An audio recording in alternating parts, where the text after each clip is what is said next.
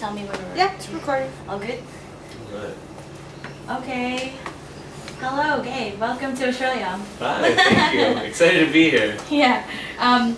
My first question for you actually is just, can you tell us about your name and origin, full name? Yeah. My full name is Galicano Gabriel Bondoc III, and I got my grandfather's name on the third, obviously. Yeah. But I always went by Gabriel. My mom loved that name, so. It just stuck. Yeah, she actually liked the name Gabe more than she liked Gabriel, so she picked Yeah. Gabriel in order to have Gabe. And then my dad wanted my first name to be Galicano, so now I have this humongous name that doesn't fit on a piece of paper when you're growing up. Yeah. And So you were baptized as Galicano. Galicano Gabriel Gabriel Bondoc III. Bondoc the third. Wow. Yeah. That's crazy. And then it just turned into Gabe. Nice, Yeah. nice. What was it like growing up in your household, and was it a musical family? Oh, yeah. It was. My mom loved singing. My mom loved singing. My dad he has this beautiful baritone, big, deep voice, but he doesn't sing very often. Right. But my parents listened to a lot of jazz growing up, a lot of jazz, and then sort of like R&B from the '70s. Yeah. And so those were my first two introductions Like to music. Motown as well. Yeah, Motown, Earth, Wind and Fire. Yeah. Jackson 5. Yeah. You know, all the classics. Gladys Knight. Nice. So you grew up hearing all that stuff too. Yeah. Yeah. I did. Nice. So that was just in your family. It was just came naturally. Yeah. Did you guys sing together? Like, did you guys have like family jams? Not really. Not really. My mom was just kind of like, you should sing. Here, sing. And I would, and she would make me sing like Tony Braxton and stuff. And it's Oh like, my as a God. boy growing up, you don't want to sing no Tony Braxton. Yeah, but right. I mean, she's amazing, but you know, when you're trying to define your identity as a young man, it's hard to sing that in front of your family. That's so funny. That's like, I feel like that's Filipino, like moms or aunties when the karaoke machine, here, sing! And they just like pop you in front of the karaoke machine. Kind of gave me that confidence, though. You Oh, can, no, you that's can great. sing anything. Yeah. Oh, one more thing about growing up. I didn't really get an opportunity to meet and talk to my grandmother because she passed away when I was 3. But my parents always tell me that she was an incredible classical pianist, and before she had passed away, she was learning how to play guitar. Oh, And so wow. they always feel like, you know, I picked up the guitar because I was picking up where she left off. Nice. Kind of a cool story that they tell me. That is a cool story. Yeah. You know what? She probably like passed on that gift. I hope so, yeah. Yeah. Do you play piano as well? No, very Yeah. little, just enough to get by. My primary instrument is guitar. Yeah. Just, like, Right. straight up and down. You know? Yeah. Savannah likes it as well. Yeah. Tell us about your music heroes, icons, inspirations. My biggest inspiration, especially starting out, was John Mayer for sure. Early 2000s was when I started picking up the guitar. I actually picked it up in 7th grade and tinkered with it until about high school was when I heard John Mayer on the radio.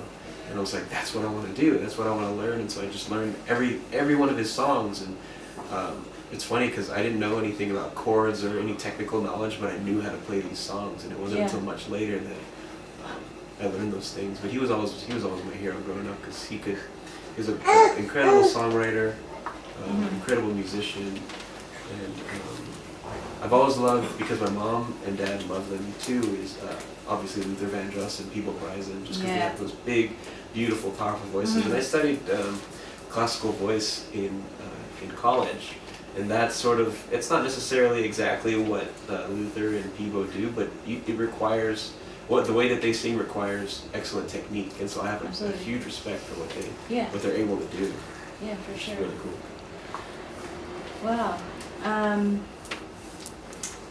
So, when did you start writing your own songs? I started writing right off the bat, right in 7th Yeah. grade. A friend of mine and I wrote just this little song, and it was like a little love song, and we didn't know really what we were doing aside from making the words rhyme and it being like about a girl or whatever. And that's how we got started. We just did it. We just Nice. dove in, and I think it just carried on from there with, for writing about people that I know, writing about stories in my head, writing about experiences of my own has always been something fun to do for me. So it's kind of sprung from just a couple kids in a dining room thinking about random things to a lot of life experiences and stories about things that I think about. So you're like mainly inspired when you write songs, right?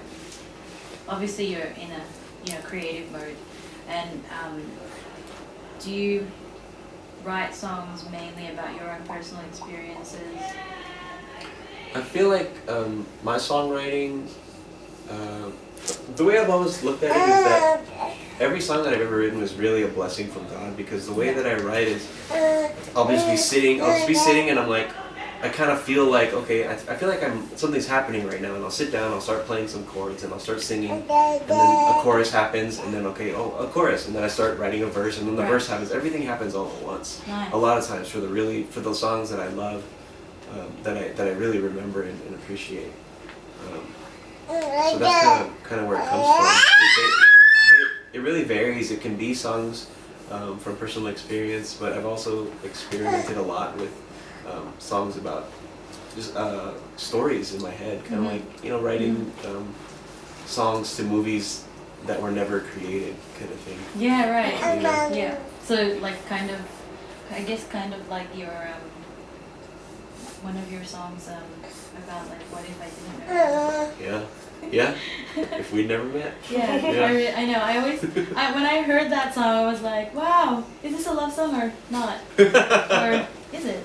Yeah, that was great. It kind of is. It's kind of like it is though. It is. And it's a little fantasy. It's like silly and obvious kind of thing. Yeah, it is. Yeah, so that's one of my favorite tracks anyway. Thank you. How has your life changed because of your music and your exposure on YouTube? Oh gosh. YouTube has given me the opportunity to, it's sort of the springboard that has given me the opportunity to support my family doing what I love to do. It's so rare. I feel like things have shifted, just in my mind, in my heart. I feel like things have shifted from previous generations where the success was to get a job, get married, buy a house, have a baby, and almost in sort of that order. I think these days people want to do what they love first and foremost. Like you want to do something you love as your career. Yeah. And I think that what YouTube and Twitter and all the social media has done is given me that platform to perform and create music and support my family, just doing what I love, which is really amazing. Yeah, definitely. And it's like, it's taken you places now, like, literally. To Australia. Yeah. So, in saying that, where's the farthest or furthest from home your music has taken you?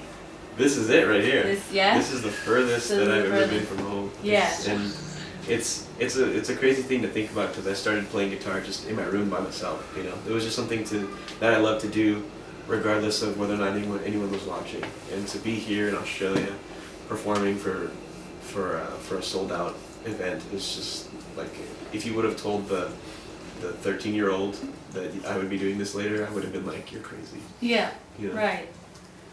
Absolutely, it's such a blessing. Absolutely. And then the people that you touch as well, I'm sure they'd be feeling blessed. Absolutely. How has fatherhood changed you? Fatherhood has changed me considerably. I'm a little bit more responsible. You can kind of ask my wife if that's true. I feel like I am. And what do you think about it? I think it's, seriously, you should ask her. Just probably. I feel like it's made me reprioritize my faith, because I want Savannah to grow up knowing God and loving God and having an appreciation not just for other people, but especially for her faith, because I feel like that changed my life at a very late time. I was like 27 years old, and just discovering God. I would love for her to discover her love for God really early, so she can have that foundation. And that's probably the biggest thing that has happened since she was born, is I had to reevaluate the condition of my heart and my relationship with God. Absolutely. Yeah. Now, do you have any collaborative work coming up? Collaborative work. With you, if you do so, or have you previously? You know, I actually am.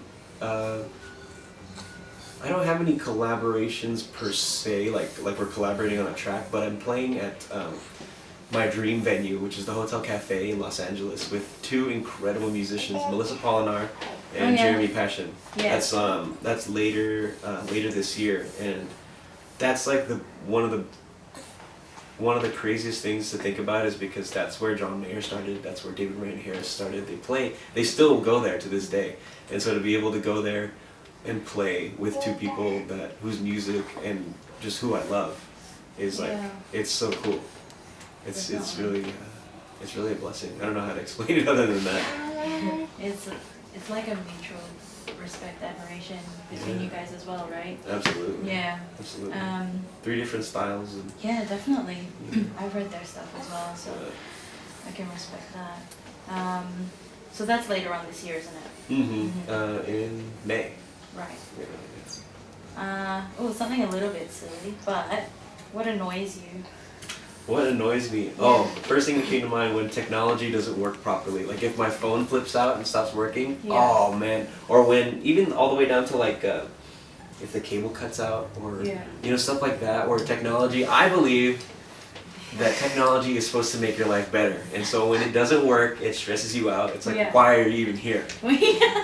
So that like makes me so mad, and I'll spend hours trying to fix one thing. Yeah. And it's weird because it's what frustrates me the most, but I will spend hours being frustrated trying to fix it because it's supposed to work, you know? Yeah, that makes sense. I absolutely agree with that, actually. You know, like when your phone craps out and it restarts, or even little things like your iMessage isn't working, it's only sending text messages. Yeah. Ugh. I hate having to like sit there on the TV and program things. It really annoys me. Yeah, exactly. I agree. So that's why I understand. I really do. And then other people who aren't tech